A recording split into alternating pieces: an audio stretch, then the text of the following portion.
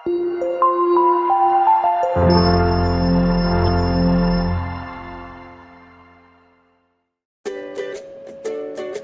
മസാല എങ്ങനെയാണ് വീട്ടിൽ തന്നെ നമുക്ക് പൊടിച്ചെടുക്കാൻ പറ്റുന്നത് നോക്കാം.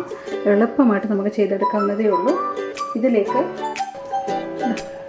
കറുവപ്പട്ട ഇതിപ്പോൾ ഒരു വലിയൊരു സ്റ്റിക്ക് ഞാൻ പലതായിട്ട് മുറിച്ചെടുത്തതാണ്. പറ്റുന്ന രീതിയിൽ ചെറുതാക്കി കൊടുത്താൽ മിക്സിയിൽ പൊടിക്കുമ്പോൾ എളുപ്പമായിട്ട് പൊടിച്ചെടുക്കാൻ പറ്റും.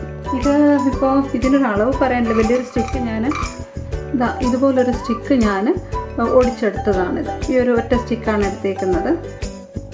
1 ടേബിൾ സ്പൂണ് ഗ്രാമ്പു ഇട്ട് കൊടുക്കുകയാണ്, 1 ടേബിൾ സ്പൂൺ കുരുമുളക്, 2 ടേബിൾ സ്പൂണ് ഏലക്ക ഇട്ട് കൊടുക്കുകയാണ്. ഒരു തക്കോലം ഒരെണ്ണം മാത്രമായിട്ട് ഇട്ട് കൊടുക്കുകയാണ്.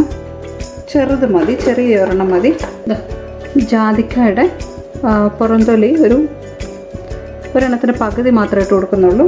എനിക്ക് ഇങ്ങനെയുള്ള ജാതിക്കാണ് കിട്ടിക്കുന്നത്. ഇതിന് പുറത്തുള്ള ആ ഒരു പൂ പോലുള്ളതില്ല. അതുണ്ടെങ്കിൽ അത് നല്ലതാണ്. അതുകൊണ്ട് ഇട്ട് കൊടുക്കാം.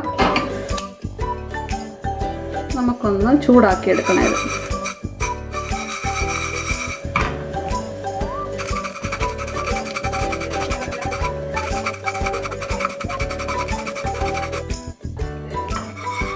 ഏലക്കയൊക്കെ ഒന്ന് ചെറിയൊരു നിറം മാറുമ്പോഴത്തേക്കും നമുക്കിതൊന്ന് മാറ്റാം. ഇത് ഒരു 100 ഗ്രാം പെരുംജീരകമുണ്ട്. 100 ഗ്രാം അല്ലെങ്കിൽ നിങ്ങൾക്കൊരു ഹാഫ് കപ്പ് എന്ന് വെച്ചാൽ ഒരു എന്താ പറയുക, ഒരു 7 മുതൽ 8 ടേബിൾ സ്പൂൺ കണക്കാണ്. നമ്മൾ മറ്റേതിൻ്റെ കൂടെ ഒന്നിച്ചിട്ട് നമ്മൾ ചൂടാക്കുകയാണെങ്കിൽ ഈ പെരുംജീരകം പെട്ടെന്ന് തന്നെ അങ്ങ് കരിയാൻ സാധ്യതയുണ്ട്, ഒത്തിരി മൂത്ത് പോകാൻ സാധ്യതയുണ്ട്. അതുകൊണ്ടാണ് ഇത് സെപ്പറേറ്റ് ഇട്ട് നമ്മളിത് ചൂടാക്കുന്നത്.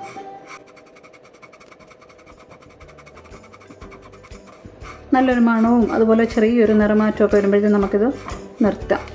ഇതായിട്ടുണ്ട്.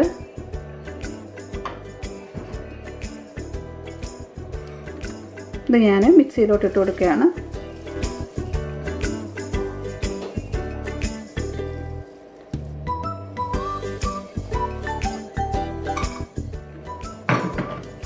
ചൂടൊന്ന് ആറുമ്പോഴത്തേക്കും നമുക്കിതൊന്ന് പൊടിച്ചെടുക്കണം.